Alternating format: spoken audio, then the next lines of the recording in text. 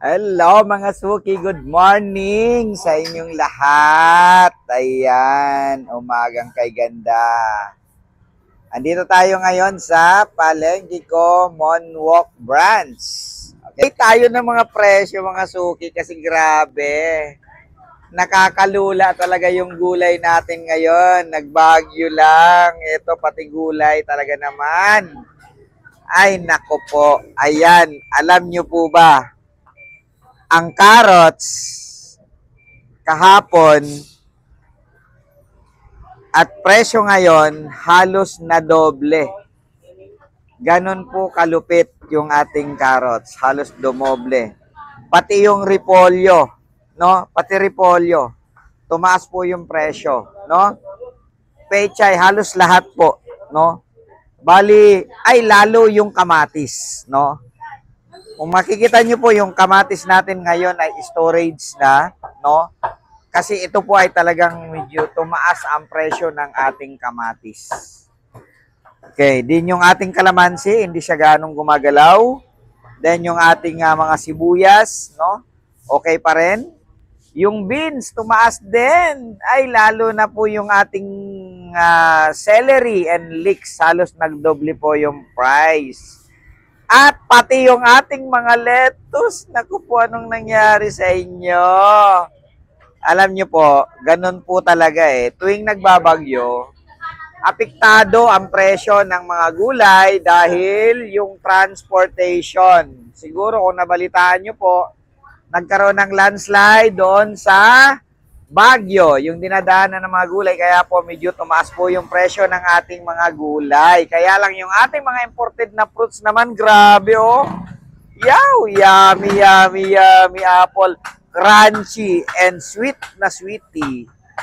Original Fuji apple is only 35 pesos. 3 for 100. Then yung ating pears, ay grabe. Yung peras na talaga naman malutong, matamis, no? Then eto ngayon, ito. Alam niyo po ba ngayon, sa mga panahon ngayon, ang ating ubas ay mura. Mura po ang ubas ngayon dahil dumami po yung supply sa Divisoria. Matamis na, malutong pa, only 100 pesos, 150 pesos per kilo. Ang medyo mahal po ngayon ang mangga kasi ang mangga ay hindi po season ngayon. Ay grabe naman, nakakatuwa naman itong ating cherry apple. Only 130 pesos, cherry apple. Ay grabe siya. Ayan, meron po tayong green grapes at eto, grabe. Tingnan nyo po yung saba namin. Sobrang tataba, sobrang ganda, no? Ayan. Then meron din po kaming mga chop suey or slice, no. Ayan, meron po tayong mga slice. Ito yung mga fruits at mga vegetable dito po sa palengke ko. Ayan, yung lemon, grabe, mahal din po ang lemon natin, no. Mataas na yung lemon. Then yung ating talong, halos tumaas din pero kunti lang po yung itinaas niya, no.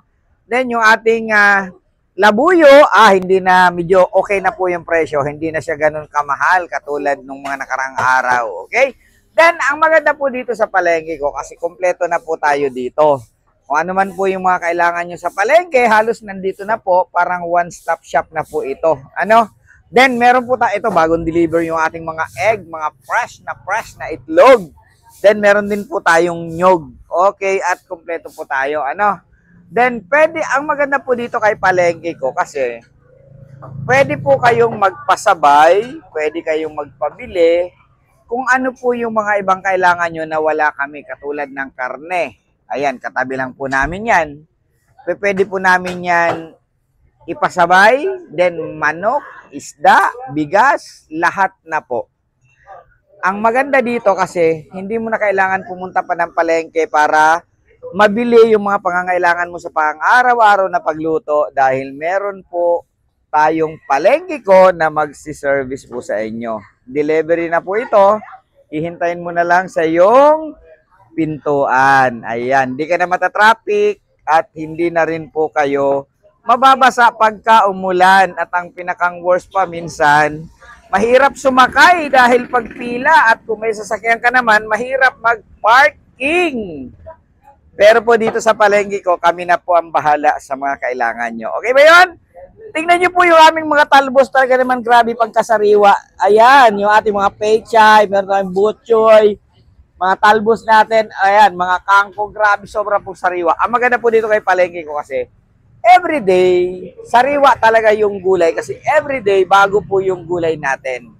Kaya ang pinoprovide po namin dito is magandang quality, no, kalidad ng gulay. Yun po yung maasahan nyo po sa palengke ko. At talagang magiging maayos po. Okay, ay grabe. Okay, susunod. Sa susunod po ay mag-update ulit tayo ng mga bagong presyo. Okay, palengke ko, palengke mo, palengke natin to. Okay, bye-bye.